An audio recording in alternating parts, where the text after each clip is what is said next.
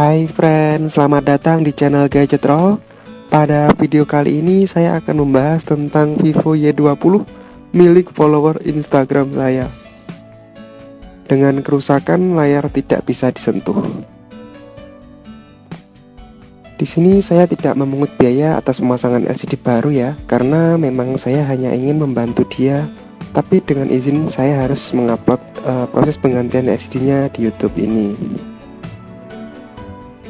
Bisa dilihat untuk secara fisik bagian depan masih mulus dan bagian samping LCD sudah seperti terbuka ya. Kelihatannya ini bekas terjatuh. Kemudian bagian belakang masih mulus juga. Dan coba diperhatikan, jika dilihat dengan seksama, LCD ini sepertinya bukan LCD yang ori ya. Terlihat jelas ketika angle dari samping atau dari bawah layarnya seperti keunguan atau kebiruan gitu, yang menandakan itu adalah LCD OEM ataupun KW.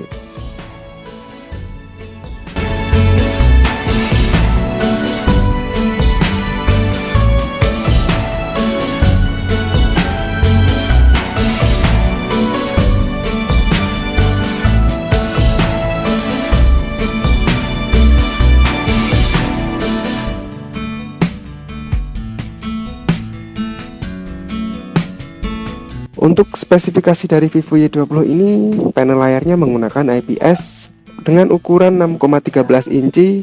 Untuk RAM-nya ada yang 3 GB sampai dengan 6 GB. Baterainya sangat besar sekali, yaitu 5000 mAh, dan kamera utamanya 13 megapiksel. Serta HP ini dirilis pada tahun 2020. Jadi umur Vivo Y20 ini sekitar kurang lebih ya 2 tahunan.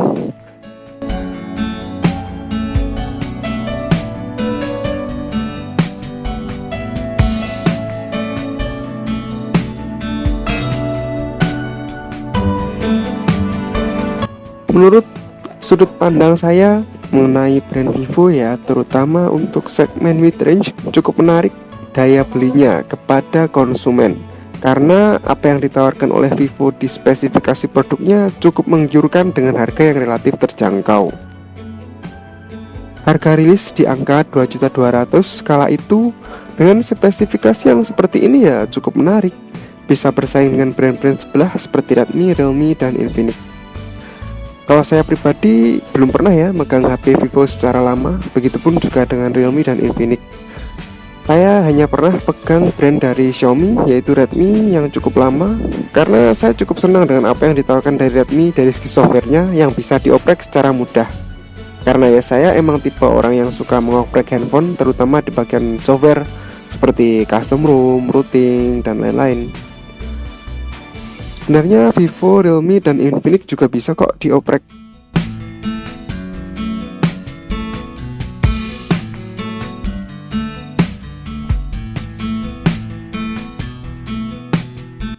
Ataupun di custom room. Cuma belum banyak developer yang mempublish dari brand-brand tersebut. Beda dengan Redmi ataupun Xiaomi, banyak sekali developer yang sudah mempublish custom room dan cara root ataupun tools untuk mengopreknya. Oke, kembali lagi ke topik untuk membongkar Vivo Y20 ini. Pertama, harus melepas back cover bagian belakang dengan cara memanasinya dengan blower ataupun dengan hair dryer.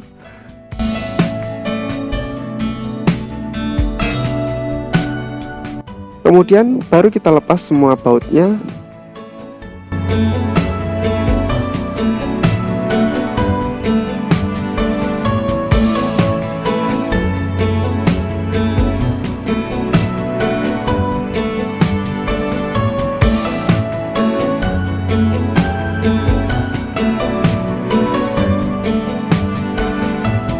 Kemudian melepas rangkanya. Dan hati-hati untuk fleksibel fingerprint-nya, jangan sampai robek ya, karena kecerobohan sedikit bisa mengakibatkan robek di fleksibel fingerprint-nya. Sebenarnya cukup mudah untuk mengganti LCD dari Vivo Y20 ini, asalkan ya kembali lagi seperti biasa harus berhati-hati dan tidak boleh ceroboh. Setelah saya berhasil membongkar, saya akan mencoba melepas fleksibel LCD-nya, kemudian memasangnya lagi. Karena biasanya efek jatuh dengan hanya melepas dan memasang fleksibel LCD saja sudah bisa lagi. Dan ternyata setelah saya lakukan itu masih saja ya tidak bisa disentuh. Berarti fix kerusakan pada LCD-nya. Jadi saya harus menggantinya satu set penuh.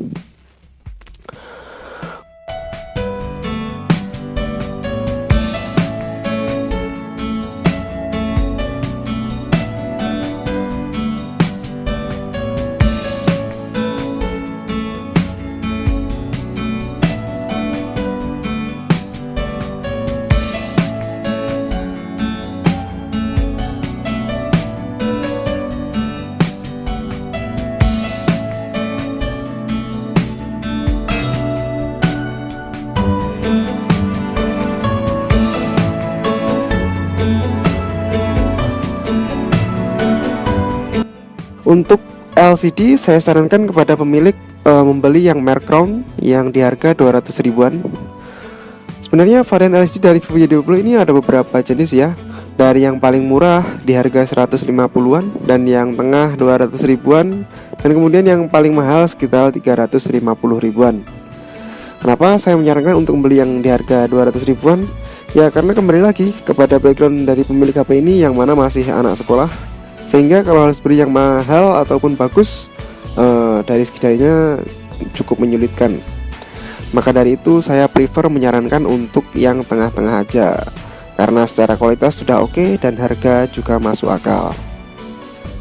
Kemudian saya tes LCD baru, ternyata berfungsi normal, semuanya oke.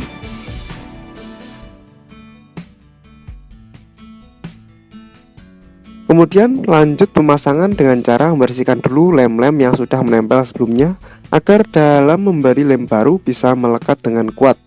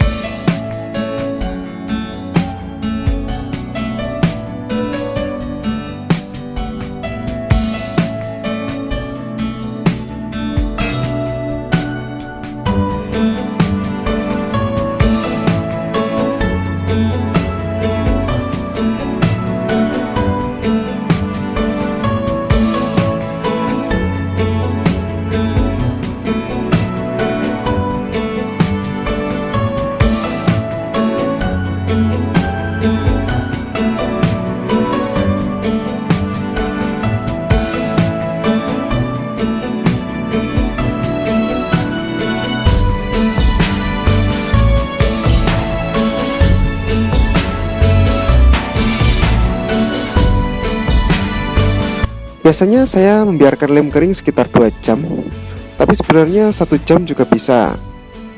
Namun saya memilih 2 jam agar bisa lebih kuat.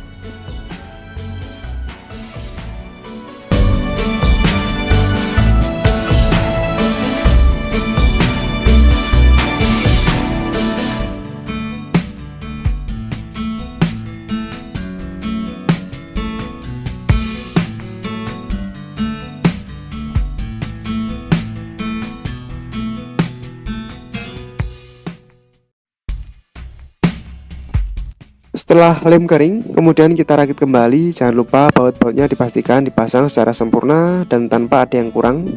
Ini adalah detail kecil yang mungkin banyak disepelekan ya. Kalau saya sendiri kurang gimana gitu kalau misalnya ada baut yang belum terpasang. Maka dari itu kalau bisa ya dalam lepas dan memasang harus benar-benar teliti agar tidak ada baut yang hilang.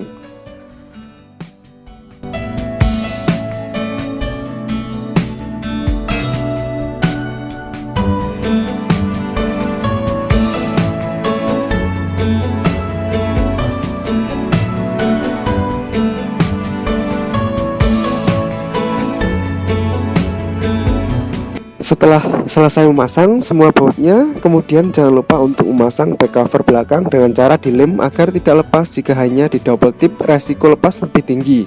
Jadi disarankan untuk dilem agar lebih lengket dan presisi.